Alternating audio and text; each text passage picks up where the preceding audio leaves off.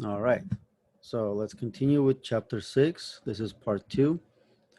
So we're going to start with talking about energy of motion. So let's say we talked about, when you push an object moves from point A to point B. That means there's some kind of displacement. So the work done by some kind of net force, right, then would go into increasing the energy of the system.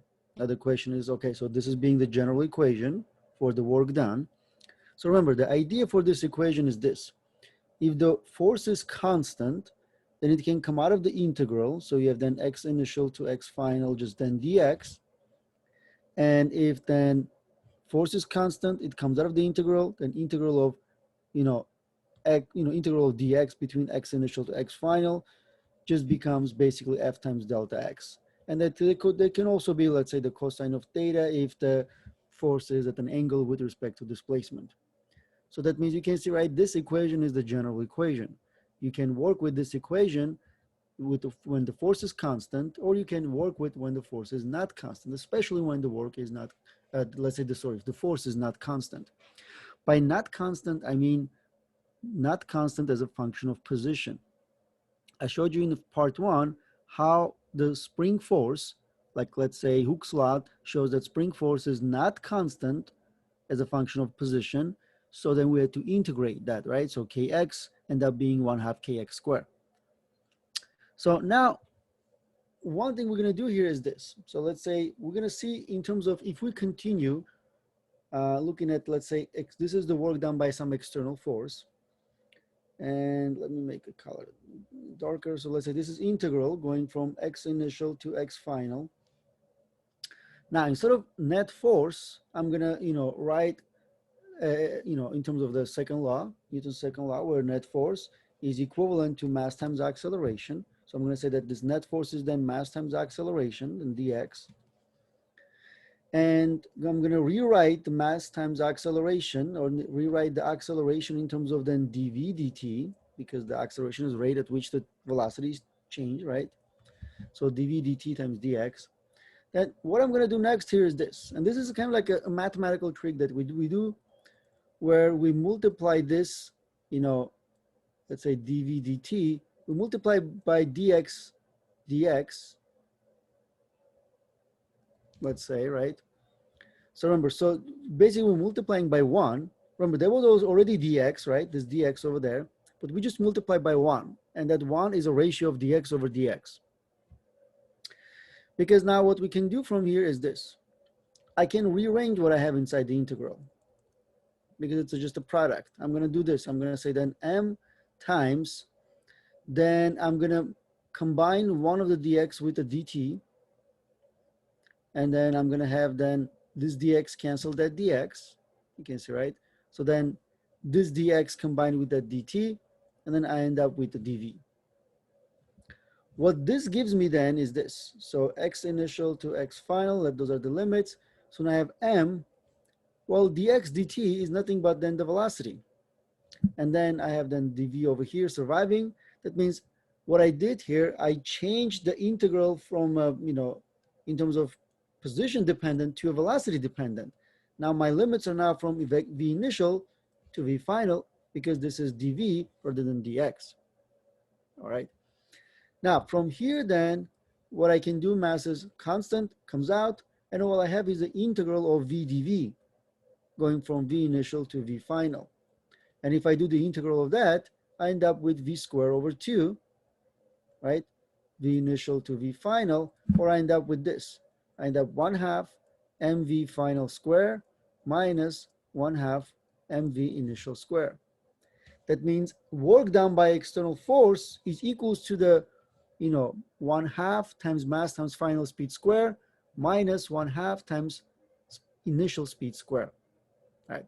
That means it end up being the difference of those. Now, what is that difference? Well, we define that 1/2 mv square quantity as the kinetic energy of the system. And this is basically the energy of motion. So this is kinetic energy. Again, this is in terms of joules, right? Just like any other energy. So you can say that kinetic energy is defined as half half of the product of the mass times speed square. This is not the velocity, it's the speed, because, you know, energy is a scalar, so there's no such thing as velocity. So in a way, it doesn't matter if you're moving to the right with some speed or to the left with some speed, right? You're going to get same kinetic energy. Because let's say if you have, for example, some kind of, you know, a 5 kilogram box moving with some velocity of, well, I should not put that over there. So let's say it's moving with some velocity of, I don't know, let's say 10 meters per second, right? So then kinetic energy here is equals to 1/2 times then the mass times speed square. So 1/2 times 5 times 10 meters per second square. So 10 square is 100 times 5, 500, half of that. So then kinetic energy 250 joules. Okay, that means that's the energy of this particular object moving at that speed and having that mass. Well, that means the work done on the system, which basically always changes the energy. Remember, when the work done is by external forces, it goes into changing the energy of the system. Now, when you change energy of the system, then it can go directly into changing the speed of the system. That means the object can speed up or can slow down. And this is basically, you can say, right, external work done is directly proportional to delta K. Means if you do positive work, delta K is positive. Delta K positive means, you know, K final minus K initial. Well, it means that K final is greater than K initial, which means then V final greater than V initial, so object speeds up. All right. So you have to understand that, you know, when you do positive work, you increase energy of the system, which then can use into, like, let's say, making the object go faster. When you remove energy, then it can actually slow down. So that's kind of what we can always understand in terms of the work done.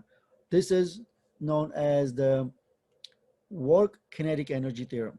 Okay, that means the work done on a system, and the only change in the system, when the work done is on a system and the only change in the system is in its speed, then the net work done on the system equals the change in energy of the system, kinetic energy of the system, which means work done by external forces equals delta K. That means technically this is the work done, net work done by any force, in a way, is equals to delta K. This is, you know, due to that work kinetic energy theorem. Okay.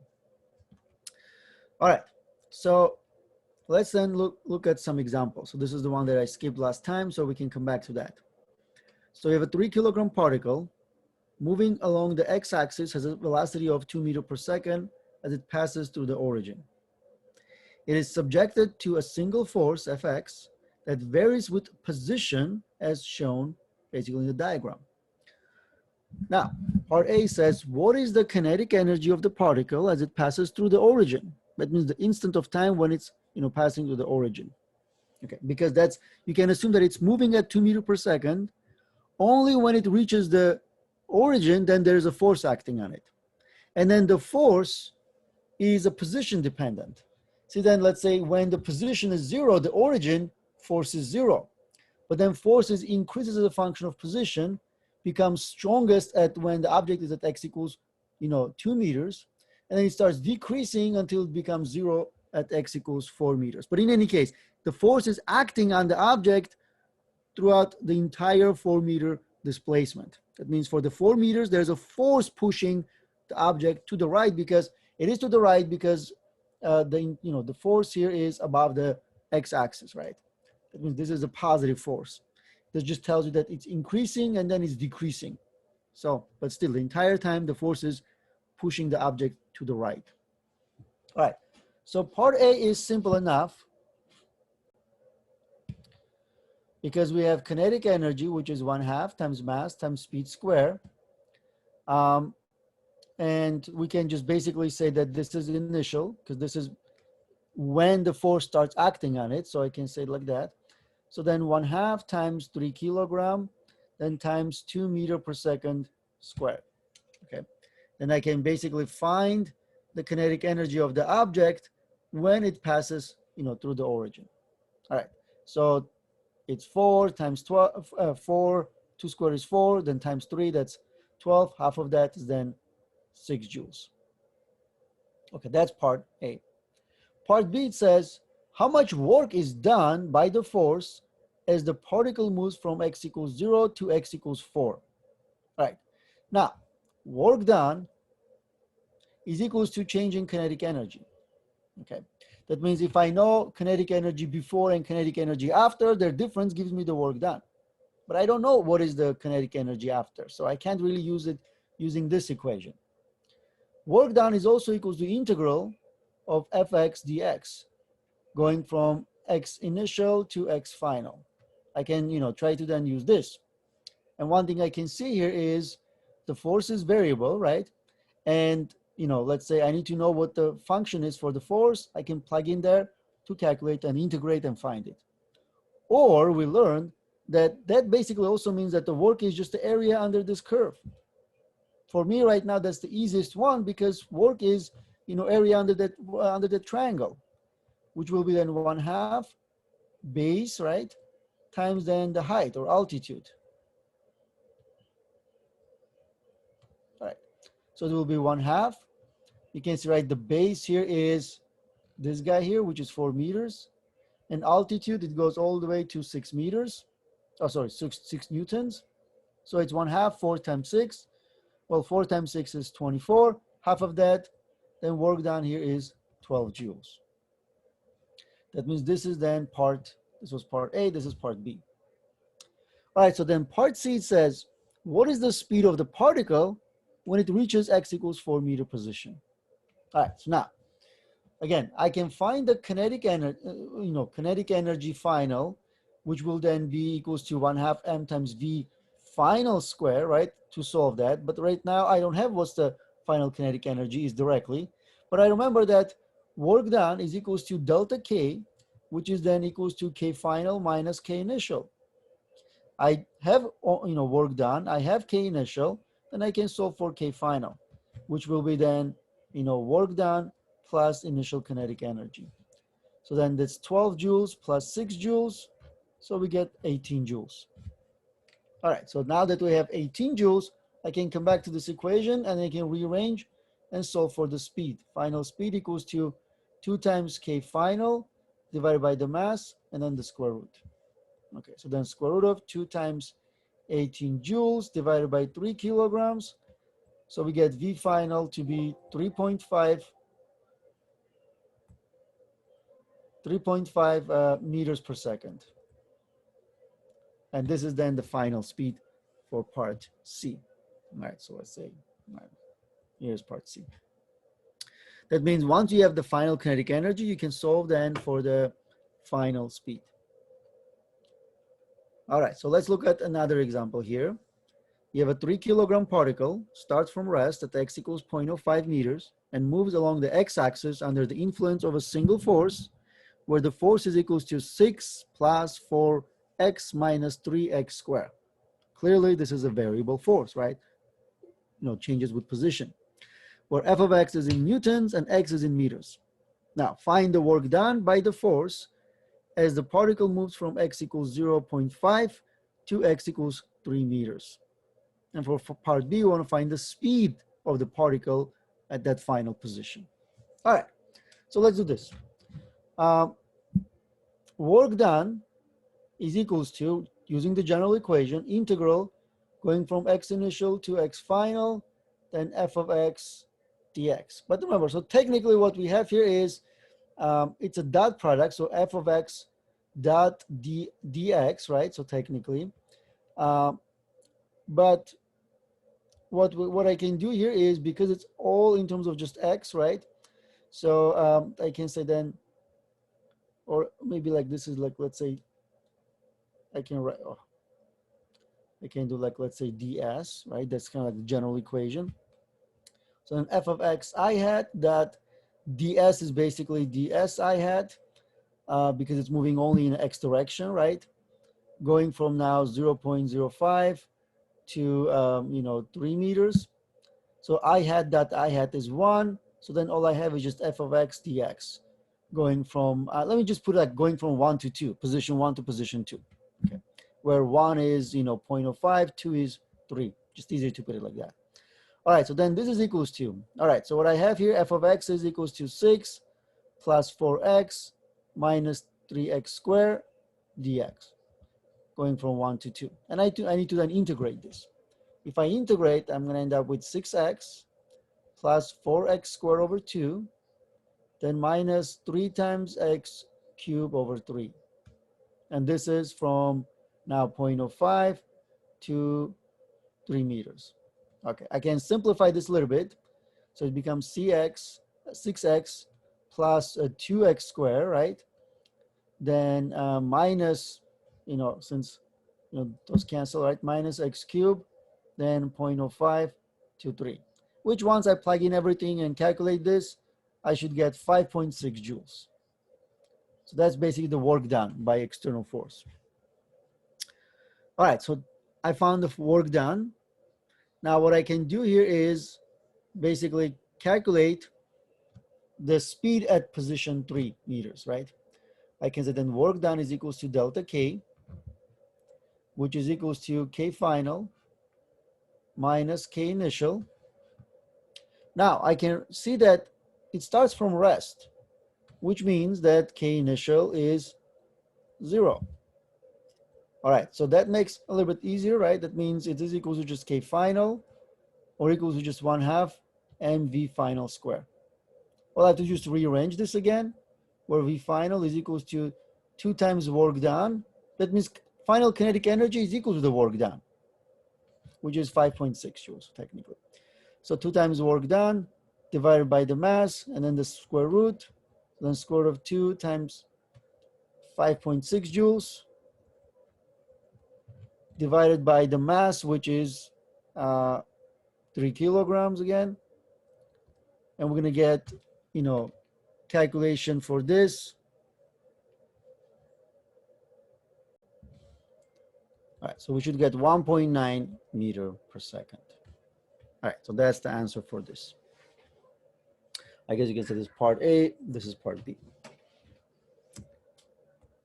All right, so here's one more example. So during your winter break, you enter a sled race across a frozen lake. To get started, you pull the sled that has a mass of 8 kilograms with a force of 180 newtons at 40 degrees above the horizontal. The sled moves displacement of the delta x of 5 meters starting from rest. Assume there is no friction. Find the work you do. All right, so work done. And one of the things we can assume that this force here is constant because we're just given its magnitude and we're not given, we're not told that it changes with position. So that means it's just F times delta x times cosine of theta. That means I can calculate this as 180 newtons times then displacement of 5 meters, then times cosine of 40 degrees. So this should give me 689 joules. Calculating this, 689 joules. Part B here is find then the speed of your sled. As you can see, right, all of them are pretty much the same way. You find the work done, then you use that to find the speed at the end. Because work done is equals then change in kinetic energy, which is K final minus K initial. Again, you start from rest. So you can see, right, it's starting from rest. So this guy is 0. That means final kinetic energy is equal to the work done, which is 689 joules. And then this is equal to then 1/2 mass times final speed square. So then final speed is equal to then square root of 2 times work done divided by the mass, which we can again calculate as 2 times 689 joules divided by mass of 80 kilograms to get 4.15 meter per second. All right. So that's basically, you can see, right, very similar to the previous example. All right. Next, we're going to tackle potential energy. All right. So this potential energy, if you remember, I mentioned that this is some kind of energy that can be stored and it can be used to convert to other things. So potential energy can be converted to kinetic energy, can be converted to heat energy. And, the potential energy technically is, let's say, unlike kinetic energy, where it's just one type, potential energy comes in different forms. There is a potential energy, based on the height of the object, shape of the object. There's a, basically there's a what we call gravitational potential energy, which is based on height. Um, Elastic potential energy, which is based on shape, right? Spring, you basically stretch or compress the spring. There's a potential energy stored. There's a potential energy due to, chemical interactions or chemical potential energy. There's electrical potential energy. There's magnetic potential energy. So potential energy is basically pretty much some kind of stored energy due to some interaction. So one of the things we're going to do here is in this chapter, we're going to study about two types of potential energies. One is going to be due to the change in height, which we call gravitational potential energy, right? So consider a book lifted up from the surface of a table. So when it's held above the table, it has stored energy. All right. So now, if it's released, then book will fall, converting this potential energy to kinetic energy of motion. Because if you're holding the book, right, some height above the floor, so if you let go, it doesn't just stay there, right? It goes down, it starts speeding up, and it's speeding up. We learn, right? If you're changing your speed, that means there has to be some kind of energy available, so you can use that to change your speed, and that energy comes from this stored energy. Now, that stored energy is, let's say, didn't just appear out of nowhere. For example, if you have a book on the table or on the ground, let's say, if you want this book to come to this point P, well, it's not going to go there on its own, right? So what you need to do, you have to actually take that and push it to that position, right? With your hand, you take it and you just push it. So when you do that, you're basically applying force and makes it go up, right? Changes delta Y. So we are doing work, which is equals to the force times delta Y. That means this is some kind of applied force doing the work. And what it does, it then increases energy of the system. That means when the book here is this in position, it gained energy from the fact that I did work, right? I took the book from the ground, right, from the floor, and I moved it up to some height. And I converted some of my energy into the potential energy of the book. So that's why there's a stored energy, right? Because once I let go, I'm no longer part of the system, right? I'm not doing anything, but the book here is going down because of now influence of gravity. And then that is, when things get interesting, okay? Because when gravity starts doing work, gravity does not change the energy of the system like I just did. See, I changed the energy of the system, but gravity doesn't change energy of the system, all right? So for the object near the surface of the earth, work done by an external agent as object undergoes upward displacement is given. This is the work that I did, right? Work that I did, which is I applied some kind of force. I made it move some displacement delta R, in this case upward, right? So, and what I'm assuming is that when I'm pushing that book upward, I'm not making it speed up. I'm just basically making it go at constant speed. All I'm doing is changing its height. That means the force I exert on the book is equivalent to the weight of the book. So just moving it up with a constant speed. Now, what we can do here is this. This is the magnitude of the force. This is the displacement. And what we end up with this. It goes from this initial position to the final position. Then I end up with, mg times y final and minus mg times y initial. End up with those quantities. Okay. And that is, this mgy is known as the gravitational potential energy of the system. Okay. So we use with, uppercase U.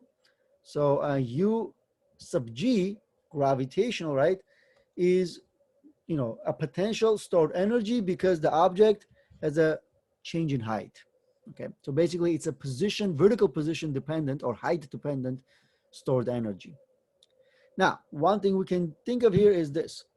For example, if you have 2 points, right? Let's say the floor and some position P where the object is.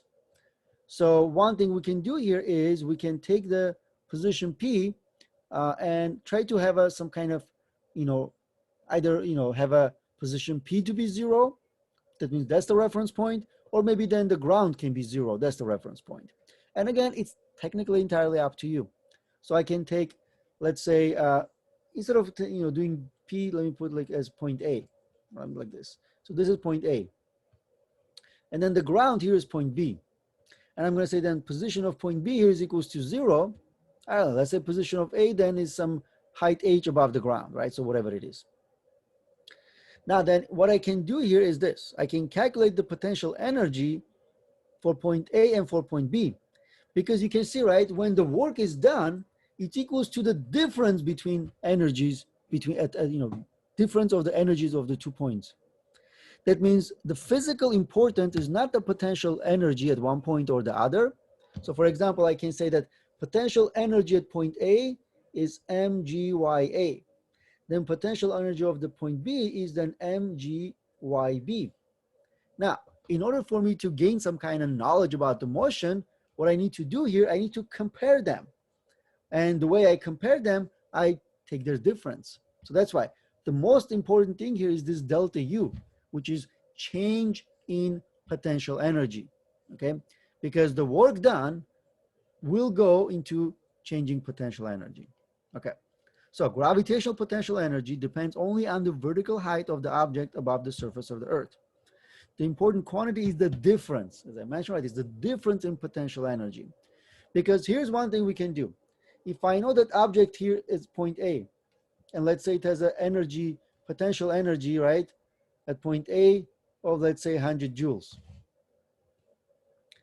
Now, if I give you another point where I say, okay, here's the potential energy of another point B, see if I say this is also 100 joules, it can mean only one thing, that this point B has the same vertical position as this point A, because their potential energies are equivalent, and potential energies only depends on the vertical height. So if your two potential energies are exactly the same, that means they have exactly the same height. All right. So, but for example, what I can see here is this. If I have then, potential energy some point B, for example, is then 50 joules, then I know that going from A to B, my potential energy decreased. Well, what can this mean in terms of, let's say, the motion of the object? Well, here's what I can do. I can say that, for example, potential energy of the ground, right? Let's say take this as point C. Point C here is equals to 0. So now potential energy, gravitational potential energy of point C is equals to mgyc. Well, it's going to be 0, right? Because yc is 0. Now, if at point A is 100 joules, at point C is 0 joules, right? Then 50 joules means what? Well, 50 joules means exactly halfway between A and C, right? Because if I'm referencing the ground right now, then 100 joules is point A, and 50 joules should be point B, which is exactly halfway, because this is going to be then yg of B is equals to mg, and mg is exactly the same for point A or point C.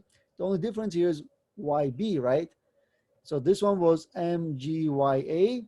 That means the reason this is double because position A is double of position B.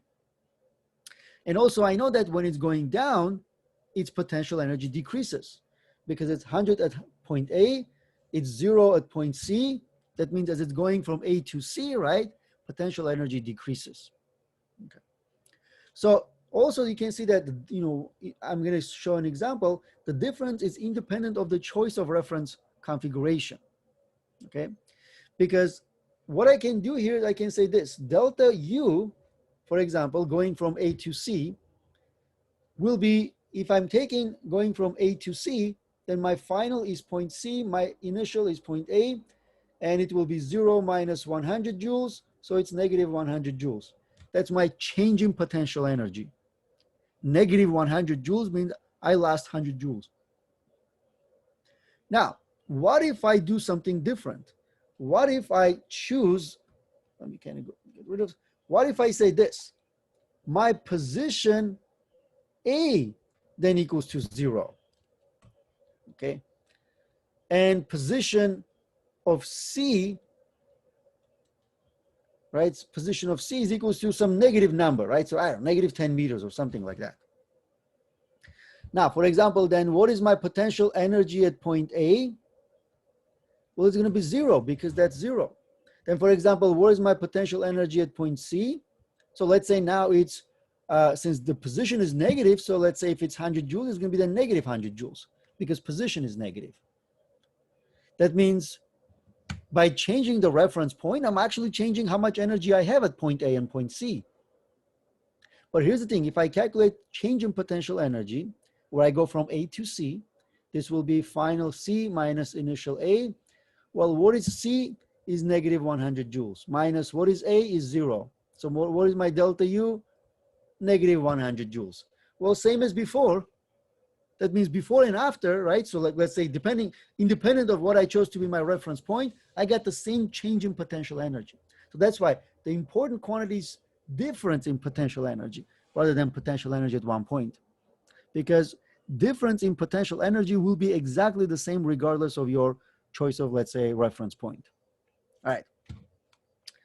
So here's an example which kind of, will show you again, same idea. So you have an 82 kilogram mountain climber is in the final stages of the ascent of Pikes Peak, which is 4,301 meters above the sea level. Part A is asking, what is the change in gravitational potential energy as the climber gains the last 100 meters of altitude? Use potential equals 0 at the sea level. All right. So what I want to know here is, what is my delta U as I go from this point A to that point B? Okay. Now, what I have here is this. What is then my position YA? Well, that's a position which is, since from the sea level to the peak is 4,301, and this is 100 meters below that, so this is 400 and 201 meters. And then YB is 4,301 meters. Now, if I'm doing part A, delta U will be UB minus UA. So then this will be MGYB minus MGYA, which in a way I can factor out MG. This will be YB minus YA. So then 82 kilograms times 9.8, then times 4301 minus 4201. In a way you can see, right? This is a difference of 100 meters. And what I will get here is 80,400 joules. All right, so there was a gain of 80,400 joules. Part B says, do the same calculation with taking U equals 0 at the peak. What does it mean? It means I take UB equals 0.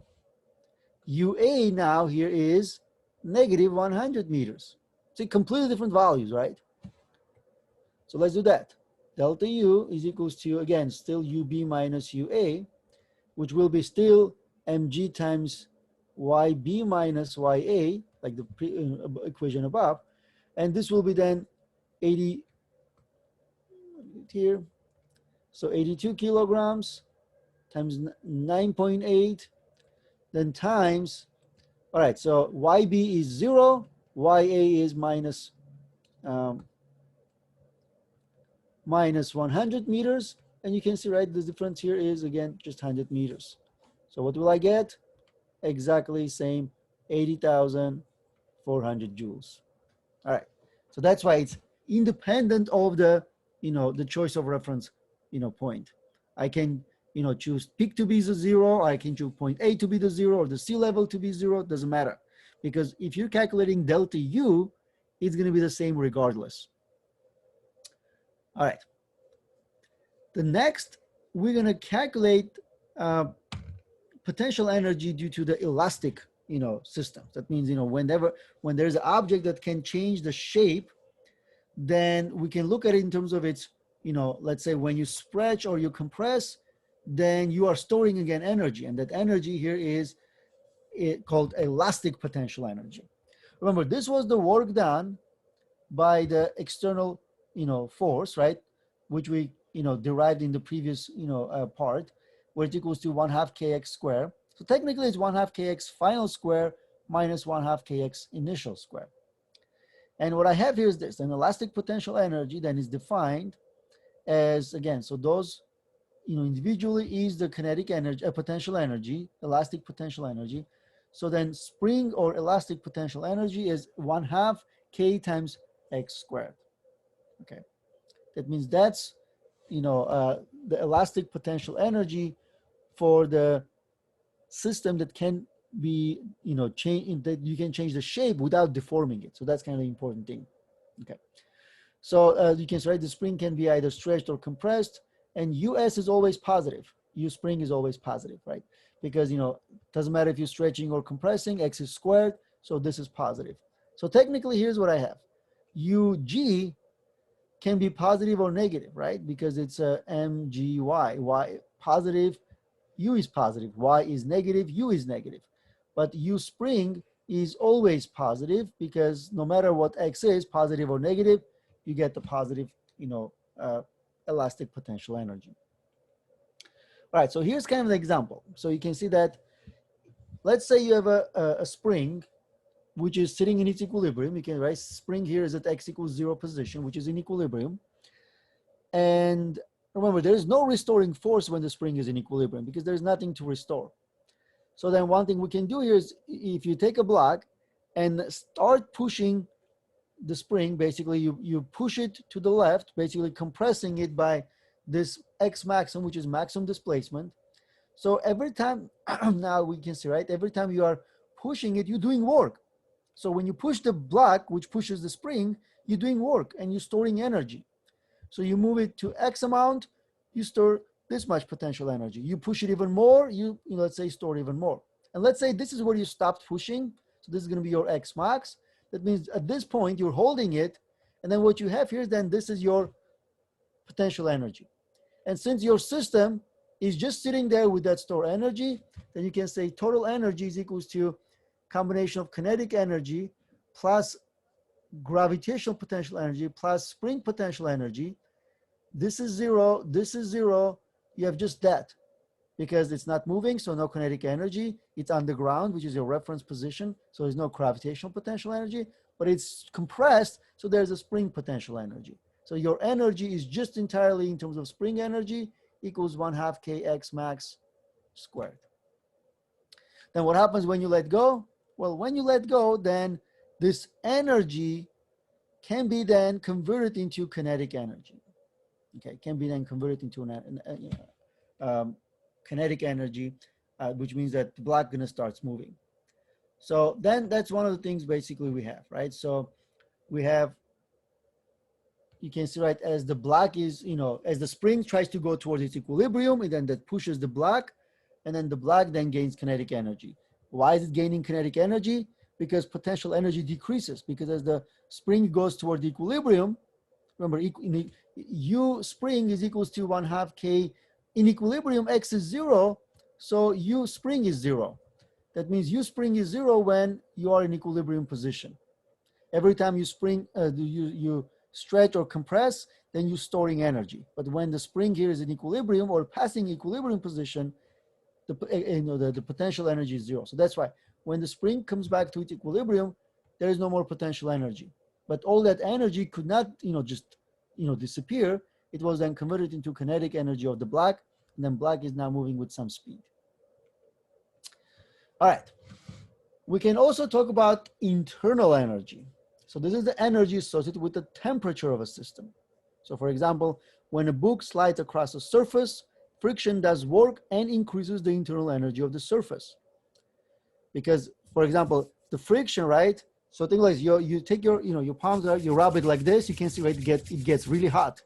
Because that's a friction. What friction does when two surfaces interacting, right? So the friction basically dissipates some of the energy into heat energy. So that's what we call it internal energy, or thermal energy sometimes. So the work is then transformation mechanism for energy. Okay.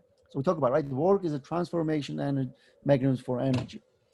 Now then you can say that my total energy is in terms of kinetic energy plus gravitational potential energy plus spring potential energy, then plus internal energy of the system. Okay. Well, this internal energy is basically energy due to the, due to some kind of, let's say, friction or something like that. Okay. So, and generally what we have with the friction, right? Then friction always, dissipates energy. Okay, so generally this, let's say if you're talking about this internal, right? So like let's say change in internal energy. So this is equals to then negative f of k times d is the distance that it's traveling, or like let's say delta x, right? So it's always going to be negative because friction dissipates energy. And this one, right, basically this portion over here always basically dissipates energy. Okay.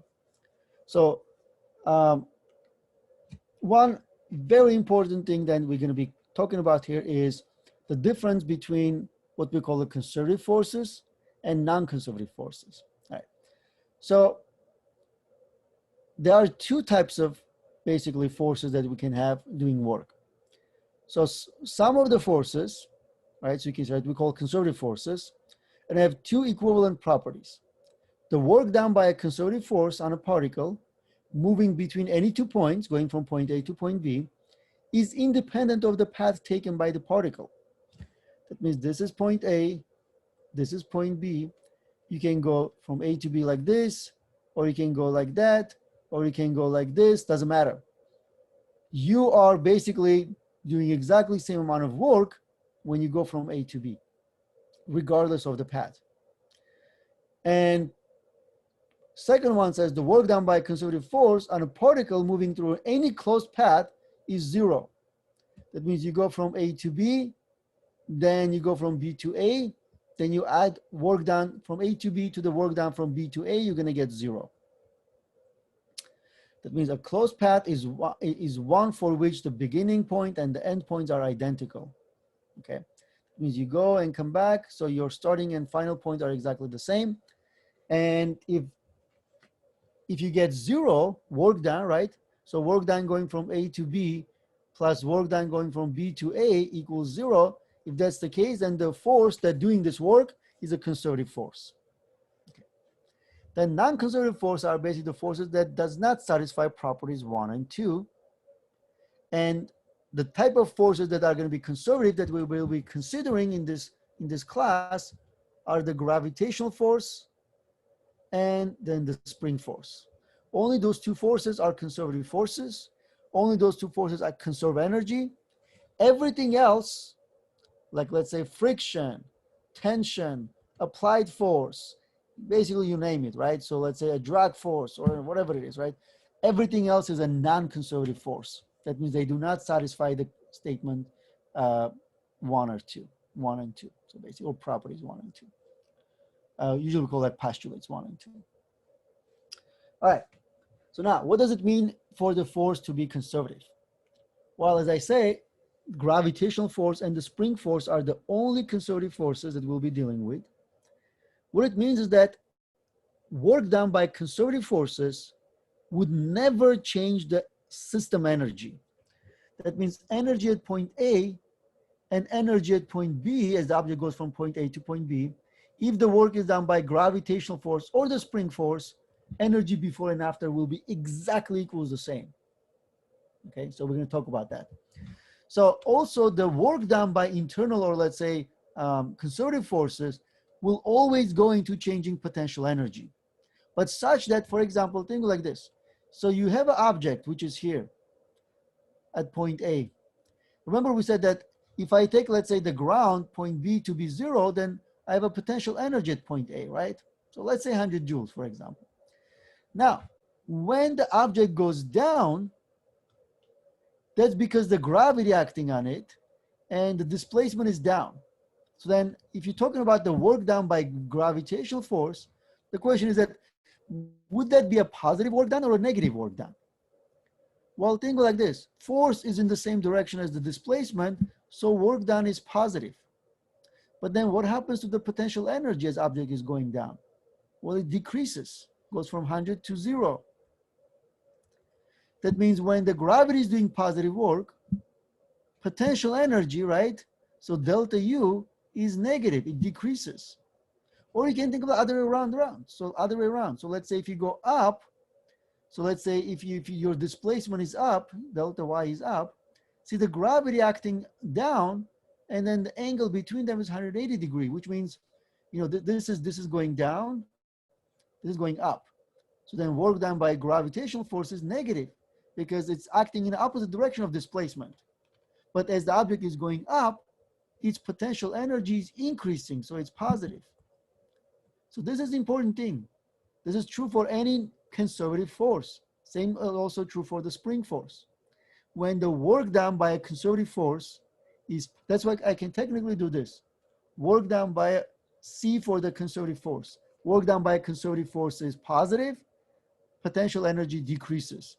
When work done by the conservative force is negative, potential energy increases. So that's why there is this negative of delta U in terms of the work done. So we can say work done by conservative force equals negative delta U.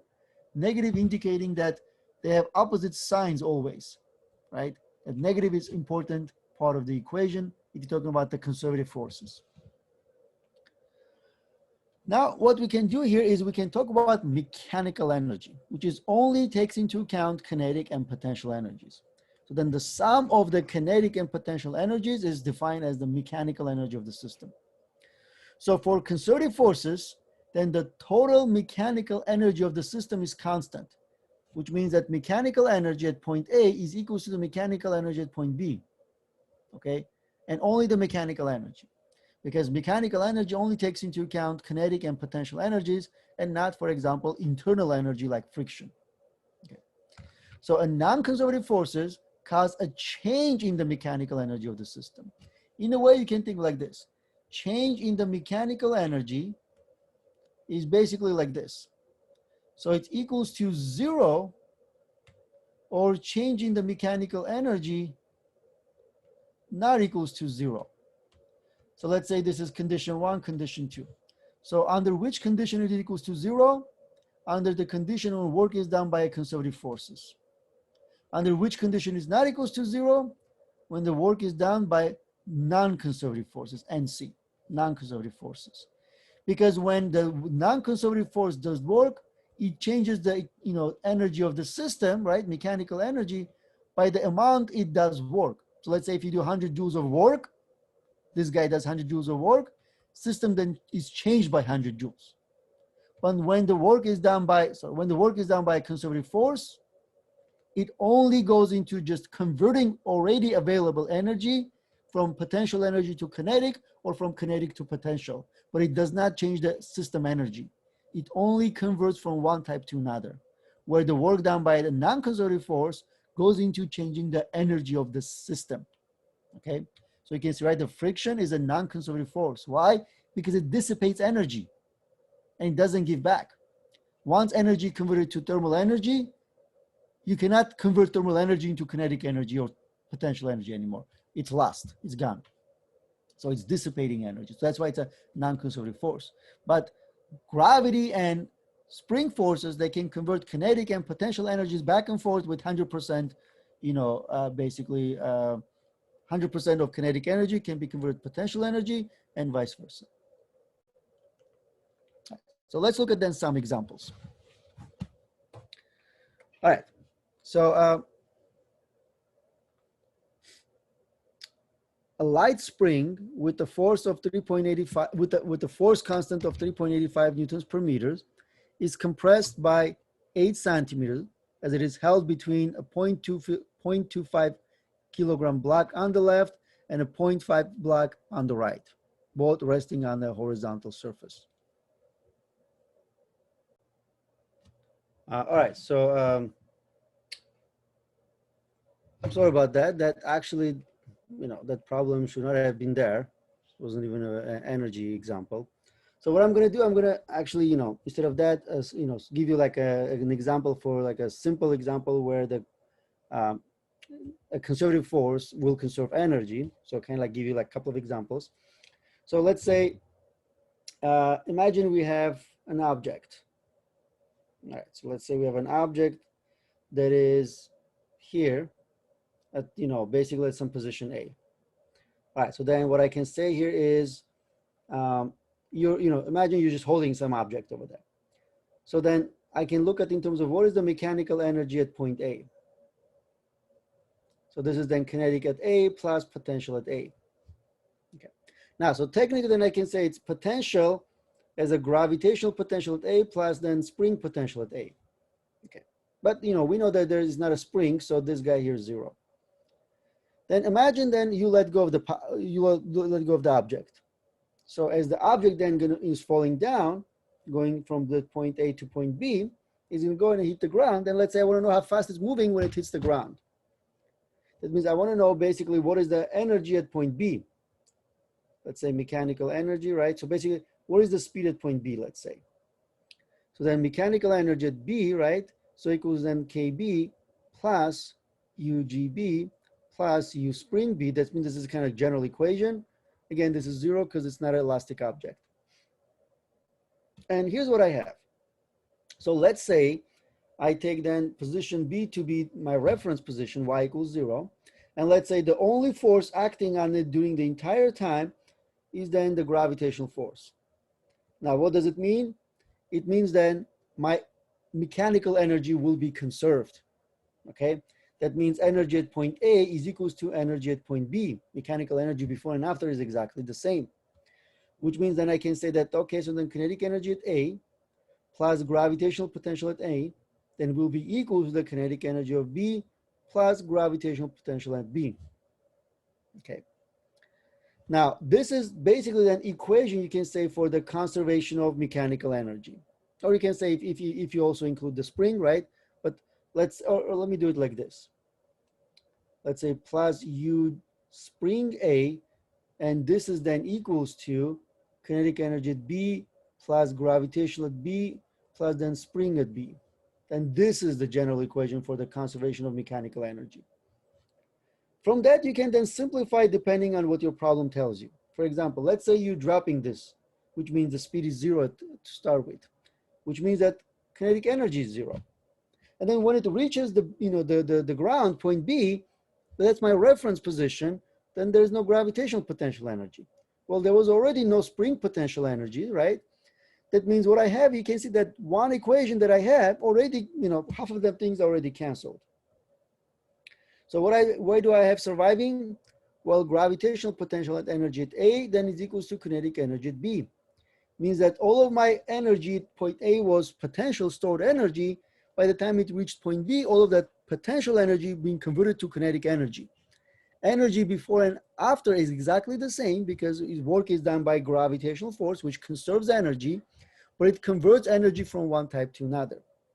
Okay, that means what I can say here is this. Then mgya is equals to then 1/2 mvb squared. And interesting thing here is that I can also cancel the mass. Even that is unimportant. So then from here I can solve for v of b, which is then square root of 2ya times g. That will be then the speed, assuming that, let's say you started from rest and only thing is gravity acting on it. So you can see, right? So that's kind of like, let's say, what we have. Another example we can have is this. So let's say you have an object, there is a spring that is initially in equilibrium. You can even have this the block attached to that, but initially it's in equilibrium. Then we take this and let's say we compress it. So we compress it like this to some position X. Okay, and you're holding this, for example. Then we can say, all right, so this is my point A. I want to know what will be the speed of this block when it reaches, when you let go, and it reaches the, this point B, which is the basically equilibrium position. Now, again, what is the force acting on it the entire time? Well, it's gravity, normal force, and spring force. But gravity and normal force is going to be perpendicular to the displacement, so they don't do any work. The only work is done by the spring force, and spring force is a conservative force. That means energy at A is equals to, again, energy at B, which means that kinetic energy at A plus potential and gravitational potential energy at A plus spring potential at A equals then kinetic at B plus gravitational at B plus spring at B. All right, so then what we do here is this. We start with this equation, and then we start modifying depending on what we have. Let's say, again, we started from rest, which means this guy here is 0. Well, let's look at point A and B. which is the black is at point A and black is at point B. Do you guys see, right? If I do y of A as 0, well, same as y of B is 0 because it's on the ground the entire time. So this is 0 and this is 0. That means the only two surviving things that I have is this spring potential energy at point A end up, well, how about the spring potential at point B? Well, at point B, x is 0, actually, which means that this guy is also 0, because when it reaches that equilibrium position, potential energy then decreases all the way to 0. Now, what we have here is then the spring potential energy at point A, then it will be then completely converted to the kinetic energy at point B. Then we have 1/2 kx squared, then equals to 1/2 mv squared. Here we cancels 1/2, and then speed at B will be equals to square root of k times x squared over the mass. You can even technically remove the x because it's x squared, so becomes square root of k over m times x. And you can find the speed of the particle, right, of this box at point B. You can see, right, how easy it is to work with energy to find the speed, of the object, let's say at different positions. Because if the energy is conserved, then all you have to do is just, okay, what is my energy at point A compared to energy at point B? If the work is done by just gravity or spring force, that means it's conservative, then you can, say that they're equal to one another, cancel the terms that are 0, and then find some, unknown quantity, either position or speed or something like that. All right. So here's then another example, and we're going to involve some non-conservative forces here. So let's say we have a 0.5 kilogram block attached to a spring with a length of 0.6 meters. That means initially the spring is sitting here, right, with the block attached to that at point A, and this length here is 0.6 meters. It has a force constant of 40 newtons per meters, which means the spring constant K. It's at rest with the back of the block is at point A on a frictionless horizontal air table. Okay, so there's no friction. Okay, so but remember, the non-conservative force can be also push, pull, tension, and so on and so forth. So then the mass of the spring is negligible. Okay, we only care about the mass of the block. Then what we do here, imagine that means, what you have is this, right? So the block is just sitting there at point A in, at rest, in equilibrium. So then you move the block to the right along the surface by pulling with a constant 20 Newton force. That means we apply 20 Newton force and push it to the right. So what is the block's speed when the back of the block reaches point B, which is 0.25 meters to the right of the point A? Now, what we have is this, right? So think like this. If it's sitting over there at point A, if you start pushing, you basically transfer energy into the system because we're applying force. And this is a non-conservative force. So it goes into changing the energy of the system. And it's a constant 20 Newton force. So then what is the work done, right? Let's say it says, what is the speed? Well, what we have is this. Remember, so the change in mechanical energy is 0 if the work is done by the conservative forces. But here is not. That means change in mechanical energy is not equals to 0. It equals to the work done by this non-conservative force. Okay. Now, what is this change in mechanical energy? Well, it's change in kinetic energy plus change in gravitational potential energy, then plus in change in spring potential energy. And this is equal to the work done by the non-conservative force, right? Because when you talk about change in mechanical energy, that means you're talking about by how much kinetic energy changes, gravitational potential energy changes, and the spring potential energy changes. So you have that. Now here's what you can do. See, if you open it up, right? So you can say, right, so the delta K is K final or KB minus KA plus delta UG then becomes UGB minus UGA, then plus, then U spring becomes U spring B minus U spring A. And then this is equal to the work done by non-conservative force. Okay. Here's then what we can do. See, you have a term that says point B, point B, point B.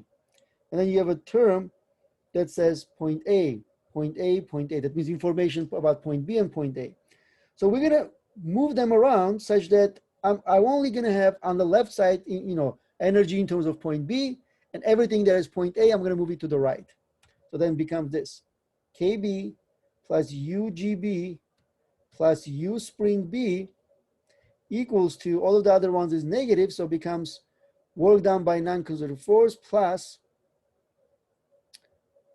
kinetic energy at A plus gravitational potential energy at A plus then spring potential energy at A. Okay. Now, what you see here is basically this. See, this guy over here will tell you if what you had before will be equals exactly to what you're going to have after. Right? So remember, this is technically mechanical energy at point A. This is mechanical energy at point B. And the idea here is this. See, when the work done by non-conservative equals to 0, EA and EB equals to one another. But if there's a work done by some conservative, a non-conservative force, and it's not equals to 0, then it will change by exactly that amount. Right? So that's kind of, why this equation now incorporates that. So this equation incorporates this work done by non-conservative force because we do have a non-conservative force doing work. So you can say that this is a general equation when you know there is a work done by some non-conservative force. All right, so then what do we do here? We know that our system started from rest. So the kinetic energy at point A was 0. We know that at point A was our equilibrium position, right? So then in a way I can say that there was no, let's say, spring potential energy there. Where is it? Right there. So this is 0. I also have this. If I look at gravitational potential for A and B, they're going to be the same because let's say it's going to be 0 because it's the ground.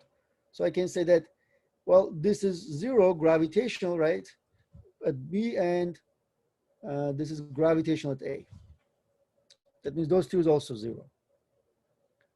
So what do I have then? Well, what I have here is this.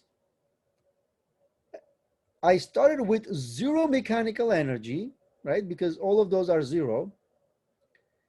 But what I did work. And this work then went into increasing the object's kinetic energy and then spring potential energy, okay? That means the work that I did, which I transfer energy into the system by applying this force, increased both the kinetic and spring potential energies. Now, how much work did we do? How much is non-conservative work? How much work did we do? Well, it's a constant force, so it's F delta X cosine of theta. Well, theta is 0, so cosine of theta is 1. So it's basically 20 times 0.25, which is a quarter of that, right? So that means this is equals to 5 joules. So 5 joules of work was done. That means this is equals to the right side equals to the 5 joules. KB plus U spring B equals 5 joules. That means energy at point B is 5 joules, and it's a combination of kinetic and spring potential. Now, I don't know what the kinetic energy is because I don't know how fast it is moving at point B, which I'm trying to find, but I know what is the spring potential energy at point B because I know by how much it was stretched. I know the spring potential and spring constant, right? And I can use that information to find U spring at B, which is 1/2 kx squared. If I plug in those values, I should then get 1.25 joules, right? K is 40, X is 0.25, so I get 1.25 joules. Which means now what I have is this, KB plus 1.25 joules, then equals to 5 joules. Which means that KB, kinetic energy, right? Well, it's just the difference between those two, which means it's 3.75 joules. Then what I can do from here is say then the KB is nothing but 1/2 mvb squared, and then solve for the speed at point B, which will be 2 times 3.75 divided by the mass, which was 0.5 kilogram. And then the speed would be 3.87 meters per second. Okay, so that's how we find a spring, uh, the speed of the black when it goes and reaches point B. All right. Part B, it says, okay, so when the back of the black reaches point B, then you let go of the black. In the subsequent motion, how close does the black get to the wall where the left end of the spring is attached? Okay, so let me kind of, get rid of this. Okay, now think like this. For part B, what I have is this. Now that you moved it to this point B, and you transferred 5 joules of energy into the system and have the black is moving at 3.87 meter per second, and there's a stored potential energy as well, right? Then you let go. So once you let go, so let's say something like this. It's right now, it's at this some point B here, right? So it's now, well, we want to know how far toward the wall it will get. That means, basically get to some position, let's call this C, where this A was the equilibrium and then B is when it started. That means we want to look at in terms of going from B to C, because eventually it's going to compress so much that it's going to stop, right? It's going to compress it until it fully stops. That means we know that speed at point C is equals 0. That's why how close it will get means that how close it will get until it stops. Now, what I can do here is this. Same equation, kinetic energy at B plus gravitational at B plus spring at B, then is equals to, but here's the thing, as soon as I let go at point B, there are no more non-conservative forces, and only the spring force will be acting on the system, which conserves energy. That means the energy before, which was kinetic energy at A plus spring at A plus gravitational at A, so the sum of those three will be equal to the sum of those three, at point, sorry, not A, this is C.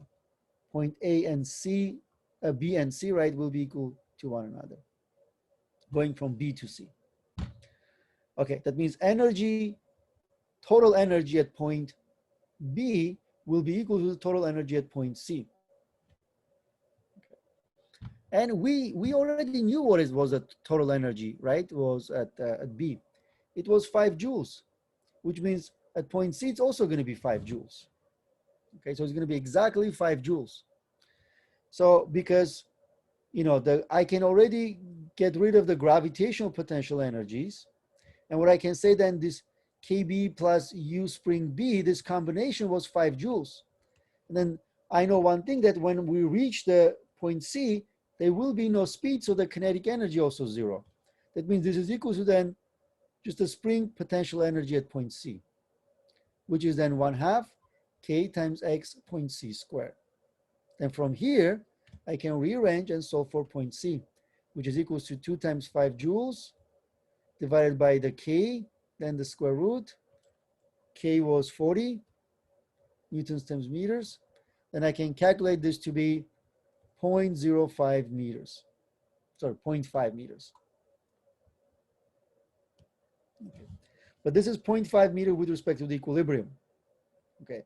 Since I know that point A is 6.6 meters from the wall, that means this has to be then just 0.1 meters. It's only 0.1 meter. I mean, my drawing doesn't show that, but let's say it gets as close as 0.1 meter from the wall, only 10 centimeters. All right. All right, so here's another example. So the inclined plane of angle theta equals 20 degrees has a spring of force constant K equals 5 newtons per meter, fastened securely at the bottom so that the spring is parallel to the surface as shown. Well, I guess I am missing an image here. All right, so, all right, I'll just draw it. A block of mass m equals 0.25 kilogram is placed on the plane at a distance d equals 0.3 meter from the spring. All right, so think like this. So here's the incline, or angle theta, and there's a spring right here, like this. And then you put the block here, which will have a distance d from the spring, like that. Okay. And there's a spring constant K for the spring. All right. So from this position, the black is projected downward toward the spring with the speed of v equals, so this v initial, right, 0.75 meter per second. By what distance is the spring compressed when the black momentarily comes to rest? All right. That means what will happen here is this. So this is, let's say, before, and then after will be pretty much like this. Let me try to draw this again. So imagine, let's say, we can say this is point A, this is point B, it's going to reach point B, it's going to be basically reaching that point B, and then as soon as it hits the spring, it's then going to compress it. It's going to compress it until it basically comes to rest. So thing like this. So it's going to basically do this and come to some position C. Okay. And let's say then going from B to C, there's going to be some distance X. It's going to compress it by distance X. Okay. So by what distance is the spring compressed when the black momentarily comes to rest? That means what we want to do here is find this X. By how much the black will compress the spring, right? When it, basically compresses the spring. So find that X. All right, so a couple of things. We are told that there is, let me see. So we are not told anything about, let's say, a friction. We're not given any coefficient and things like that. So we can assume that the only work done is generally, technically by the gravity and the spring force. Okay. Then one thing we can do here is we can then say, all right, so there's a, gravitational, that means energy at those points will be pretty much exactly the same. So, okay, you can say energy at A is equals to energy at B, and is equals to energy at point C. Okay. So one of the things you can do here, you can, let's say find what is the energy at point B, right? The speed and things like that. But one of the things we can do here is say, just go from A to C directly because they're the same. So I can say then in terms of the energy at point A, so I have kinetic energy at A plus gravitational potential energy A plus spring potential energy at A. So that's my general equation. And this is equals to kinetic energy at C plus gravitational at C plus then spring at C. Okay.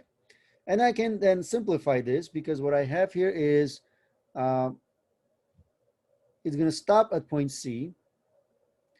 Then it has no spring at potential energy at point A because, the spring, there's no spring even at point A, right?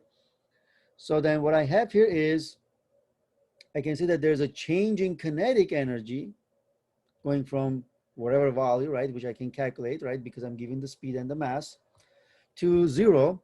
And there's also change in gravitational potential energy because it goes from here to some distance X. That means in a way what I have here is I'm changing, right? So you can see, right, I'm changing my height here, H. Okay. And taking this theta here, I can see that what I have here is my height, right? So this my height is, for example, is changed by thing like this. What I have, you have a triangle like this. So this is then d plus x. This is then the theta, right? So then h, which is the height difference, right, is equals to then, since it's the opposite, so it's equals to in terms of the d plus x sine of theta. Okay, so d plus x sine of theta. That means, for example, taking point C to be my reference, so I can say that this is 0. So then I can say then my kinetic energy at A plus gravitational potential energy at A then is equal to the then spring potential at point C because it is compressed. Okay, so taking point C to be my reference position, then I can say that the height from point C to point A is given as d plus x times sine of theta.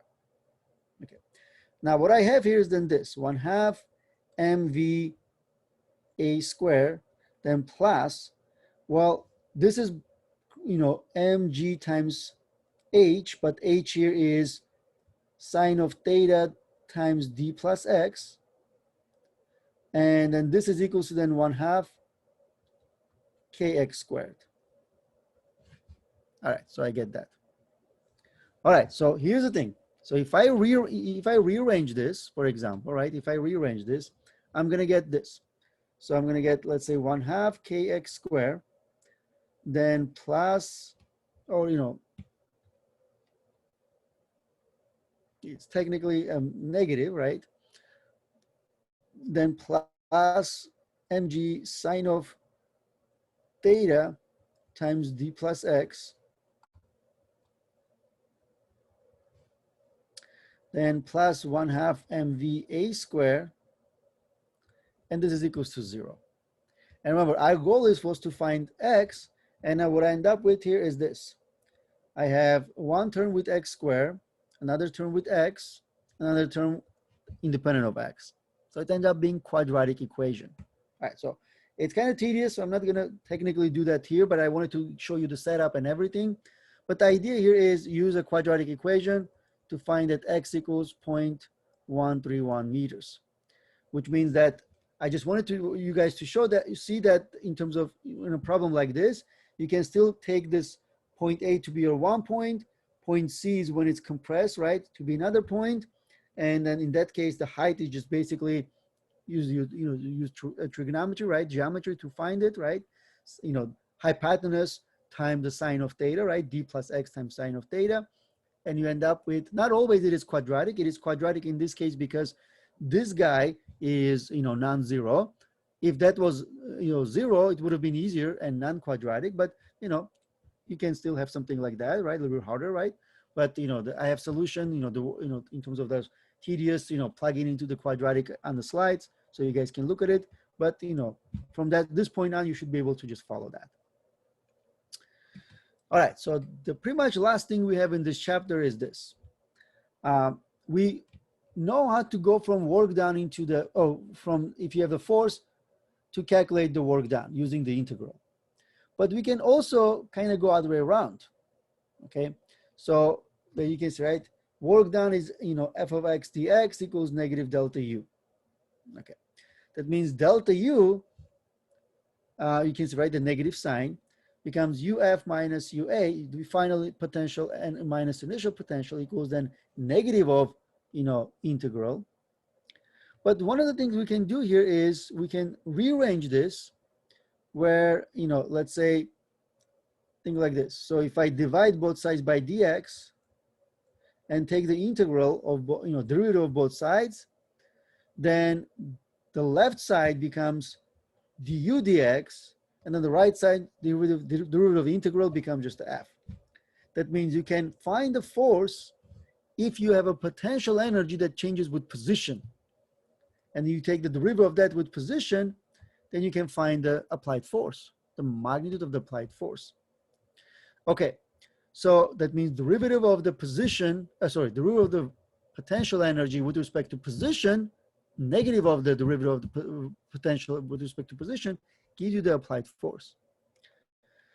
Here's an example, but I have to be, you have to be careful here because this equation technically what we call a partial derivative. So let's read this and I will show you what I have. So the potential energy function for a system of particles is given with u as a function of x equals negative x cubed plus 2x squared plus 3x, where x is the position of one particle in the system. Determine the force f of x on a particle as a function of x. All right. This is easy again because what we do here is we do negative of the du dx. So negative d dx of negative x cubed plus 2x squared plus 3x. Just taking the derivative of that, right? So the negative of, so this becomes negative 3x squared plus 4x, then plus 3. And then you can say then f of x equals, incorporate the negative, so it becomes 3x squared minus 4x minus 3. Okay. And since it's all in terms of the, x, right? So we can say that this is just basically I hat. and put it as a vector format. Part B says, for what values of x is the force equals to 0? Well, you just calculate, right? You can say, okay, then 0 is equal to 3x squared minus 4x minus 3. And just basically it's a quadratic, solve for that.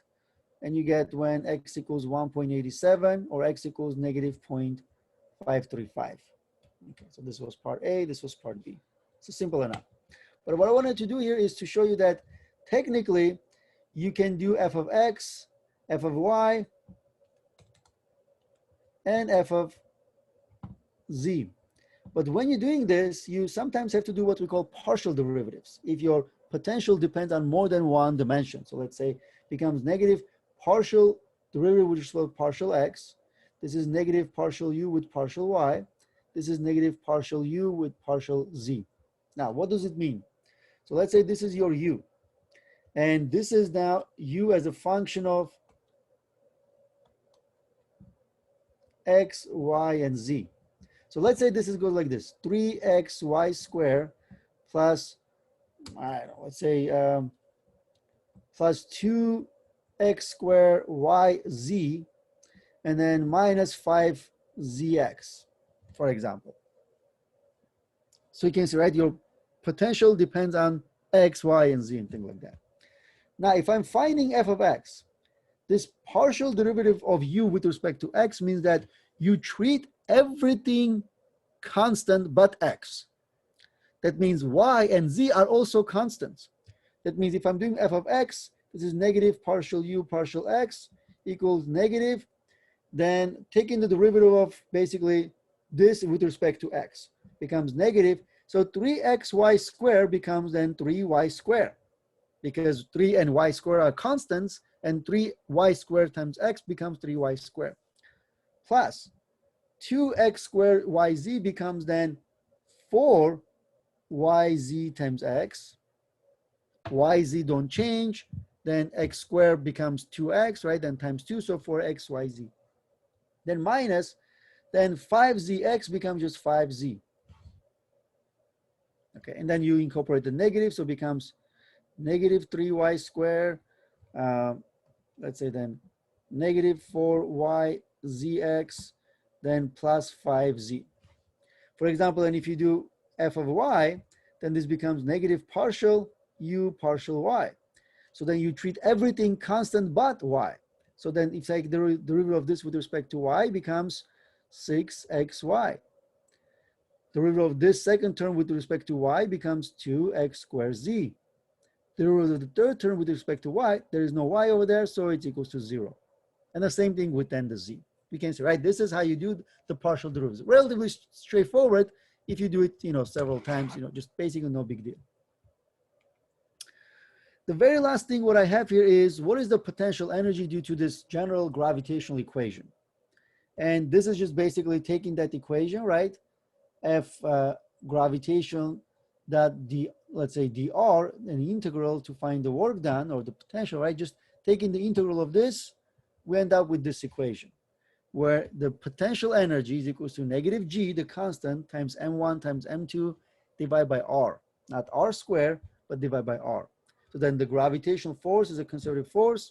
So then gravitational potential energy, this is the general gravitational potential energy, can also be conserved, right? So then you can talk about, let's say, if you're on the surface of Earth, you basically shooting something, right, that goes up. So you want to know what will be then the potential difference, converted to kinetic energy and things like that. So that means you can still have, going from this point A to point B, have the mechanical energy at point A and B conserved. You just, potential energy here is not mgy, but, this format over here. If you're talking about, let's say, something like that, object going, from planet to planet or from above, trying to escape the planet or something like that, only in this case. All right, guys, so this concludes this chapter 6.